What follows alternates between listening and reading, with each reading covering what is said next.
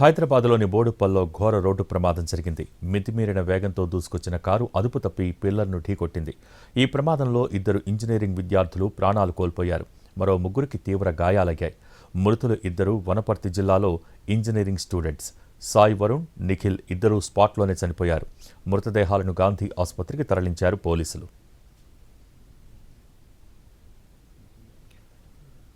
బోడుప్పల్ నుంచి ఐటీ పోచారం వైపు ప్రయాణిస్తుండగా కారును కంట్రోల్ చేయలేకపోయాడు డ్రైవర్. కారు అదుపు తప్పినప్పుడు ఆ కారులో 8 మంది ఇంజనీరింగ్ విద్యార్థులు ఉన్నారు. తీవ్రంగా గాయపడ్డ వెంకట్, రాకేష్, యశ్వంతులను హుటాహుటిన సిరికర ఆసుపత్రికి తరలించారు. సాత్విక్, హర్షవర్ధన్, అభినవ్ సురక్షితంగా బయటపడ్డారు. డ్రైవింగ్ చేస్తున్న వ్యక్తి మితిమీరిన వేగం, నిర్లక్ష్యంతోనే ఈ ప్రమాదం జరిగింది.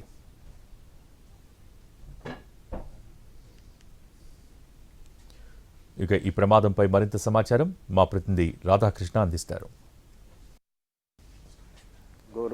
యాక్సిడెంట్లో ఘోర రోడ్డు ప్రమాదంలో మొత్తం 2 చనిపోయిన ఘటన చోటు చేసుకోవడం జరిగింది. ప్రస్తుతం ఆ 2 మృతదేహాలు కూడా గాంధీ మార్చడంలో ఉన్నాయి. మరికొద్దిసేపట్లో పోస్ట్మార్టం పూర్తయిన తర్వాత కుటుంబ సభ్యులకు అప్పగించున్నారు. ఈ ఘటనలో 2 నిఖిల్తో పాటు సాయి వరుణ్ 2 అయితే చనిపోవడం జరిగింది. ప్రస్తుతం పేరెంట్ ఉన్నారు మనతో పాటు మాట్లాడడానికి. ఏంటి సార్, ఎలా జరిగింది ఈ ప్రమాదం, ఏం చెప్తున్నారు పోలీసులు? ఏంటి, ఏదో కారు బర్త్డే పార్టీకి మాకు బర్త్డే పోయేస్తుంటే రాత్రి 2 గంటలకు ఇట్లా యాక్సిడెంట్ అని చెప్పి మాకు ఫోన్ వచ్చింది.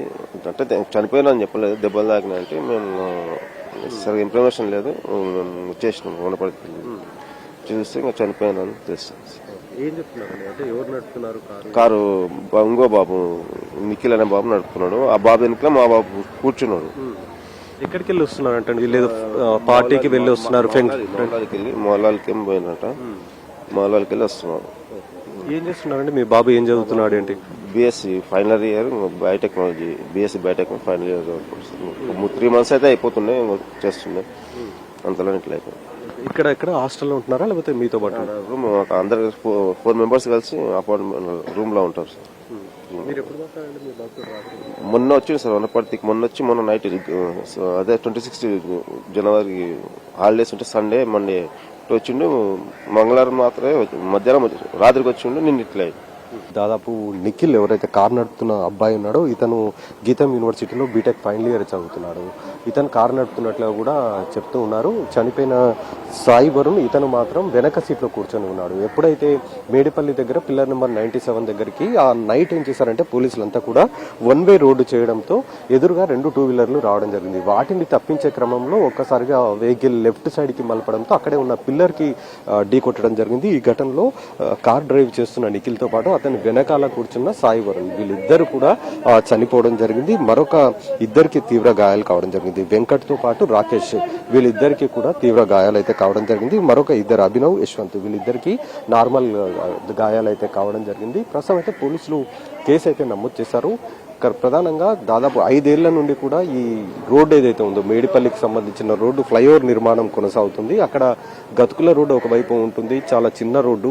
1-way చేయడంతో నైట్ టైంలో ఆ లైట్ల వెలుగులో ఒక్కసారిగా ఎదురుగా వచ్చిన 2 2-wheelerలని తప్పించబోయి ఫ్లైఓవర్ కి ఢీ కొట్టడం జరిగింది. ఈ ఘటనలో 2 విద్యార్థులు, వీళ్ళంతా కూడా 6 చదువుకుంటున్న వాళ్ళే. ఒకరు బీటెక్ చదువుతున్న వాళ్ళు ఉన్నారు, డిగ్రీ చదువుతున్న విద్యార్థులు ఉన్నారు. వీళ్ళందరూ కూడా పోచారంలో సద్భావన టౌన్షిప్ లో తన స్నేహితులను దింపడానికి వీళ్ళంతా కూడా కారులో బయలుదేరారు.